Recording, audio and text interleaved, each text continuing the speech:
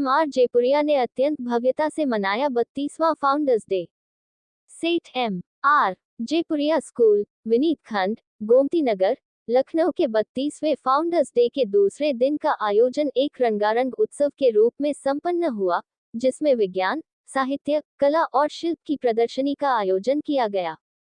LKG से लेकर कक्षा 12 तक के विद्यार्थियों ने विज्ञान मॉडलों, क्विज और अन्य रोचक गतिविधियों के माध्यम से अपनी प्रतिभा का प्रदर्शन किया। इस कार्यक्रम का एक खास आकर्षण थी विद्यार्थियों द्वारा तैयार की गई नॉन फायर किचन, जिसमें गोलगप्पे और चाट जैसे लजीज व्यंजन परोसे गए, जिन्हें आगंतुकों ने बड़े चाव से खाया। स्कूल का हर कोना ऊर्जा और उत्साह से भरा हुआ था, जहां सजीव प्रस्तुतियां हो रही थीं। इनमें शानदार बैंड परफॉर्मेंस, शास्त्रीय संगीत, प्रेरणादायक नुक्कड़ नाटक और विचारोत्तेजक चर्चाएं शामिल थीं। सुबह के समय प्राथमिक कक्षाओं के छात्रों ने पहेलियों, कहानी सत्रों, मजेदार खेलों और मनमोहक कठपुतली शो का आनंद लिया। गजपति कुलपति कालाब्लूश की कहानी ने बच्चों को समस्या समाधान, सहयोग और सोच समझकर कार्य करने के गुण सिखाए। कक्षाओं को जीवंत कला प्रदर्शन कक्षों में बदला गया, जहां विभिन्न क्लबों की प्रस्तुतियां की गई। विद्यार्थियों ने शतरंज खेल में भाग लिया, जबकि भौतिकी क्लब ने ड्रोन, रिमोट नियंत्रित कार और अन्य जटिल विज्ञान मॉडलों को प्रदर्शित किया, जो उनके वैज्ञानिक ज्ञान और रचनात्मकता का प्रतीक थे।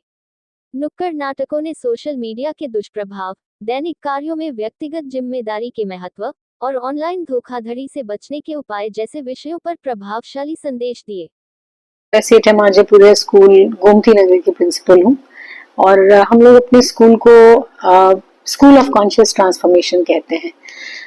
Basically we believe in the philosophy of integral education, कि एजुकेशन वो है जो बच्चे का फिजिकल बीइंग डेवलप करे, इमोशनल बीइंग डेवलप करे, मेंटल बीइंग और साइकिक बीइंग।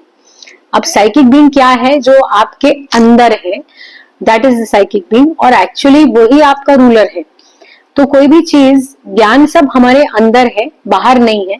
हम यूजुअली बाहर को देख के प्रभावित होते हैं, पर हमारा एम स्कूल का ये है कि हम बच्चों को इतनी अपॉर्चुनिटीज दें कि जो उनकी अपनी पहचान उनके अंदर है, वो उसको बाहर निकाल सके।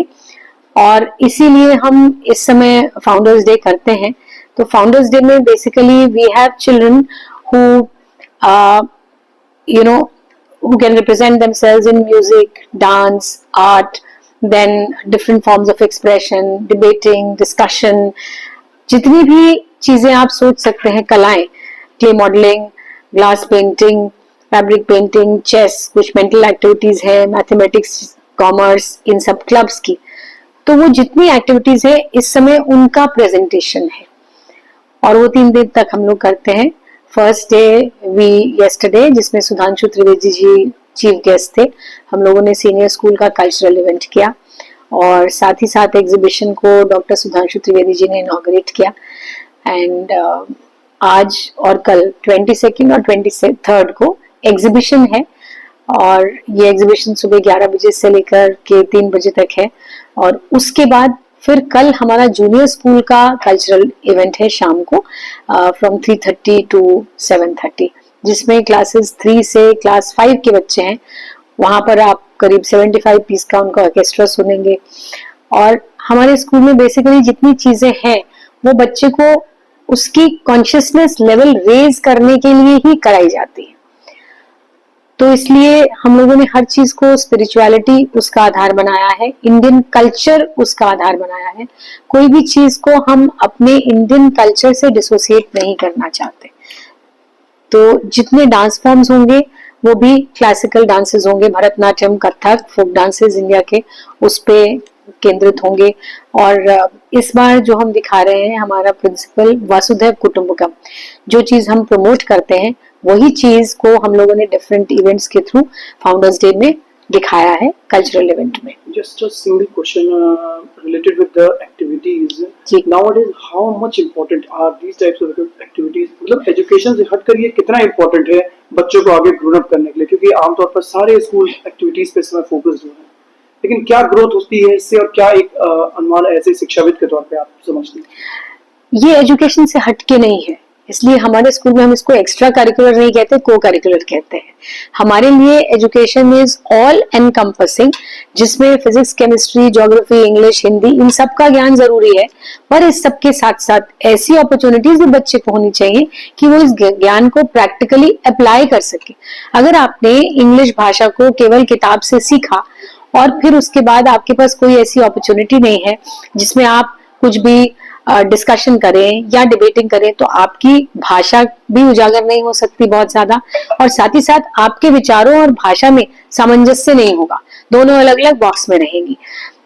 और ये सब चीजें आज के परिप्रेक्ष्य में और ज्यादा इसलिए जरूरी है कि अब ये बच्चे जब आगे 5 साल बाद जिस करियर की सोचेंगे वो करियर नहीं है जो कि हम लोग 10 साल पहले से प्रेवलेंट है।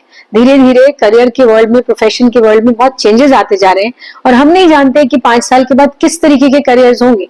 तो फिर हम ऐसे में क्या कर सकते हैं? हम उनके स्किल्स डेवलप कर सकते हैं, उनके विचारों की शक्ति, अपने आप को एक्सप्रेस करने का कॉन्फिडेंस और भाषा का ज्ञान, और साथ साथ इंक्विजिटिव होना और हर चीज के बारे में सोचना, और कोई भी प्रॉब्लम हो तो उसको सॉल्व करना, finding the solution. These are the skills we want our children to develop।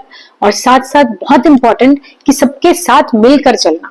आप अकेले कितने भी सक्षम हो, लेकिन आप अगर अकेले काम करेंगे तो आपका काम इतना कम होगा, और जब आप मिल के काम करेंगे तो खूबसूरती भी ज्यादा होगी और वो रेलेवेंट भी ज्यादा होगा। जहां तक देखा जाए, एक नई शिक्षा नीति जो सरकार द्वारा लाई गई है, इसमें काफी बदलाव किए गए, शायद वो पॉजिटिव और निगेटिव। आपके दृष्टिकोण से अभी भी कौन से ऐसे पक्ष हैं जो शिक्षा में छूते रह गए हैं अभी, जिनको हमें और छूना चाहिए, जिससे काफी कुछ और इम्प्रूवमेंट बच्चों में और एक सामंजस्य बैठाने में हमें उपयोगी हो सकती है? जो ये हम देखिए, हमको एक्सेलेंस की फिलॉसफी को ज्यादा प्रमोट करना चाहिए कि आप अपना कंपटीशन अपने आप से करें। ये बदलाव बहुत जरूरी है कि हम लोग ने, मार्क्स तो खैर जरूरी है और हम लोग भी इस चीज पे बहुत फोकस करते हैं अपने स्कूल में, क्योंकि बच्चे को अगर कॉलेज में एडमिशन मिलना है तो मार्क्स उसके लिए आवश्यक है, और हम भी चाहेंगे कि हमारे बच्चे अच्छे कॉलेजेस में जाएं। लेकिन कॉलेजेस में एडमिशन सिर्फ मार्क्स के आधार पर नहीं होना चाहिए, उसके साथ साथ बाकी जो स्किल्स हैं, इनोवेशन है, प्रॉब्लम सॉल्विंग है, डिस्कशन है, डिबेटिंग है, लैंग्वेज स्किल्स है, एक्सप्रेशन है, ये सब चीजें भी कॉलेजेस को कंसिडर करनी चाहिए बच्चे को एडमिशन देने के लिए। अगर कॉलेजेस इसको ऐसे करेंगे तो ये जो फोकस बहुत ज्यादा इस पे है कि आपके कितने परसेंटेज आए आईएससी में या आईसीएससी में, परसेंटेज से ये जरूरी नहीं है कि आप अच्छे एक प्रोफेशन में चले जाएं, वो दूसरा तरीका है, ये दूसरा तरीका है। तो अगर कॉलेजेस को करिकुलर्स को इम्पोर्टेंस दे के और साथ साथ मार्क्स को इम्पोर्टेंस देंगे तो जो नीचे स्कूलों में बदलाव होगा, मैं उसकी अपेक्षा जरूर करूंगी। क्योंकि मार्क्स के चलते, सिर्फ मार्क्स के चलते बच्चा कहीं पीछे छूट जाता है, और अभिभावक को भी दोष नहीं दे सकते, क्योंकि अभिभावक भी उसी चीज पे तो फोकस करेगा ना जो कॉलेज में उसको चाहिए। तो जब उस पे फोकस करेगा तो बच्चा फिर अपने आप की बाकी जो उसके अंदर की प्रतिभाएं उस पे कैसे फोकस कर सकता है?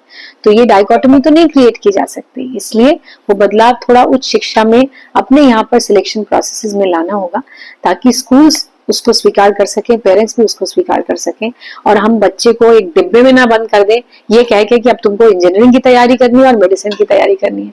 इतने सारे बच्चे जो उसमें सफल नहीं होते, उनके बारे में कोई नहीं सोचेगा। अगर उनके स्किल्स डेवलप्ड होंगे तो वो बच्चे असफल तो नहीं होंगे ना, जिस भी करियर में जाएंगे वहां सक्सेसफुल होंगे।